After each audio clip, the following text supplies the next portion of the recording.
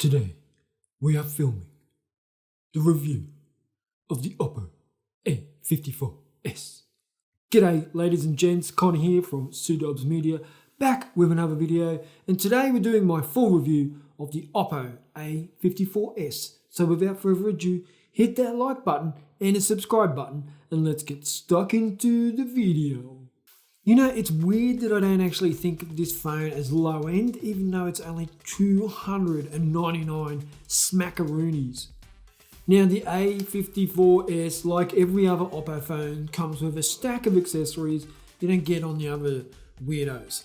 That is, you get the phone, happy days, you get a charging brick, you get a charger, you get a case, and you get some headphones. All for 299 bucks. Great stuff. Leading the way, showing up the others. Thank you Oppo, we appreciate it.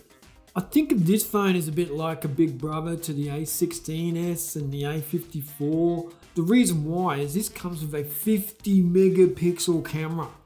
50 megapixels! And that's on the main sensor, and then you get the 2 megapixel depth sensor and a 2 megapixel macro. My Pixel 6 Pro has a 50 megapixel main sensor.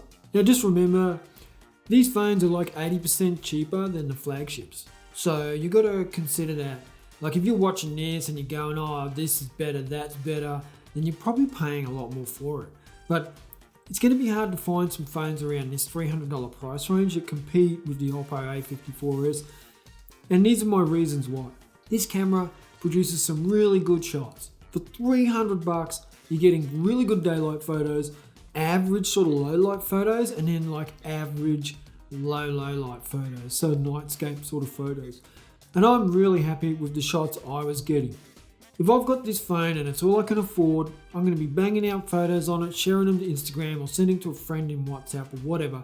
No one's going to look at it and go, oh gee, this guy must be using a really low end phone, because the results speak for themselves. Yeah, a little bit oversaturated. Yes, the face is AI enhanced to give you that non-blemish sort of look, which I need, but I don't really care for, but it definitely happens. And now with these 2 megapixel depth sensor, you can also get some really good bokeh for the nice in-focus face for your portraits. I really do like what they're offering here for that 50 megapixel camera. And on the front, you also get an 8 megapixel shooter, which is good enough, for your selfie shots next to the river or in the city or at the beach, that sort of thing. Your photos are going to look pretty good. You're going to be able to share them with everyone. Low light, they start to fall apart like any other camera. And it is very comparable to others in the marketplace. The Oppo app is a good camera app. There's no lag on the shutter, which is important. Ooh, video. So, here it is here. By the way, you get 2 colors, so you get the crystal black, and I think it's pearly blue or something like that. But this is the crystal black. It almost looks blue in some light. Looks pretty good. I like it. What was I talking about? The camera. The video. So, if I go to video mode, I can choose 1080p or 720p. That's in the rear facing camera. So you get your average video quality, but good enough again for sharing just short clips on Instagram or WhatsApp, or just sharing stuff on Facebook with your friends and family. That's fine. That's all this is going to be used for, and it's capable of doing that. Same with the front facing camera. I mean, it does 1080p, but it's enough. Front facing video. Shut.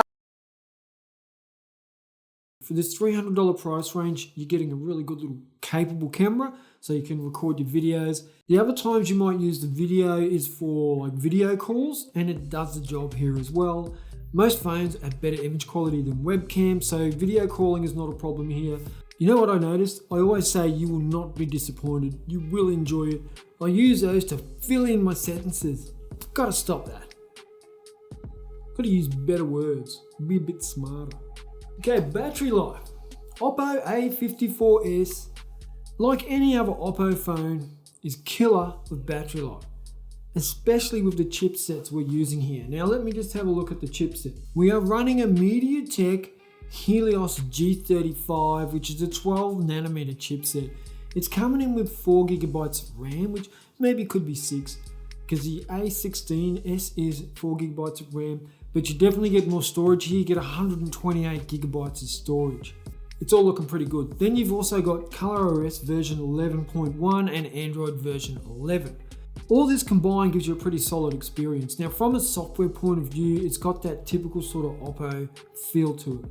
Oppo colors, Oppo features, Oppo sort of gimmicks.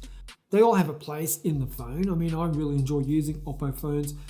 Most of the time, it's just like a good, solid Android experience. And occasionally I'll go, ooh, that's a bit Apple-y. But most of the time, it's just good, solid ColorOS performing really well. And where it performs well, it's optimized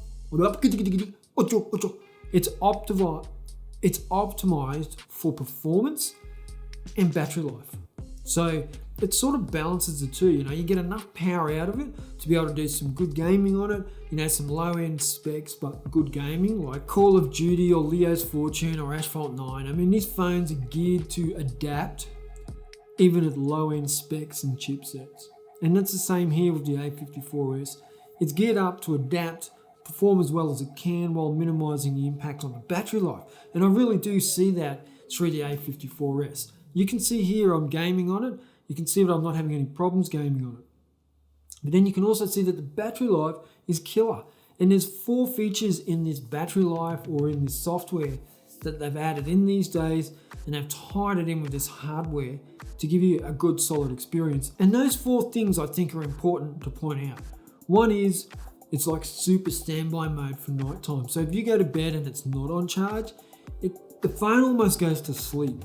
It draws way less power. So if you go to bed with 90%, you might wake up with like 85 or 80%. Whereas the other night, I went to bed with my Pixel 6 Pro. It was on like, I forget, somewhere around 60, 70%. When I woke up, it was on 8%. You don't have that with the Oppo phones. They perform really well, and this super standby mode is even better. Then you have another feature for nighttime, which is when you are charging at nighttime, it's optimized overnight charging. So what happens is it actually realizes that your alarm's set for a certain time, and then it regulates the charging to go slower and be better on your battery life in the long term, so that when you wake up, it's at 100%. Whereas other phones might like hit 100% really quickly and then they stop charging and then they hit it charging again and get back to 100, and then they back off again. And that sort of wears on the battery life over time, where this version that Oppo's offering here is better for long-term battery life. And that tied in with smart temperature control is really helpful as well, so you don't get any nasty explosions or anything like that. The phone recognizes when it's getting too hot and will back off and not charge. And then it will go back to the normal sort of charging speeds once it's cooled down a bit. And then the last one for battery life is super power saving mode. So you might have 10% left, you got a bit of a road trip ahead of you, you need to be able to be contacted, then you can put on super standby mode and know that when people try to contact you, they're going to be able to. Now recently I was in hospital and I didn't have a charger for a certain amount of time, and luckily I could use this feature. I put it in super standby mode, and then I just got like an extra 8 hours having that phone there for when I needed it to be able to call family and friends. So that was really important. And it's now a feature that I think everyone should look at having and using and offering more versions of it, like on your other competitors as well. So battery life and performance, I really dig it.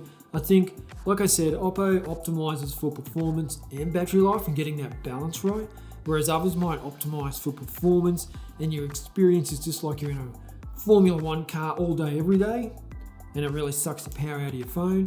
Whereas these Oppo phones, they're geared for like, your sort of economy, where you just sort of get through the whole day. You can get through 2 days on this phone. 5,000 milliamp hour, 2-day battery life. And I would even say you could get 3 days out of it, depending on the type of user you are. If you're someone who doesn't use their phone a lot, it just sort of sits there, you use it to contact family every now and again, you're definitely going to get 3 days out of it. If you're like someone who's just bought this to get by, and you do like gaming and taking photos and stuff like that, it's going to be like a 1.5 to 2 day phone. But with those extra battery saving features, most people are going to get 2 days out of this easy. So it looks good, it performs well, it's just an all-rounder at a really, really solid price of $299. I would say, if you know someone who's looking at this price point this Christmas, this is not a phone you should skip over. Definitely something to look at. I really hope you appreciate my review. Thank you for watching, and I will catch you all in the next video. Chaka!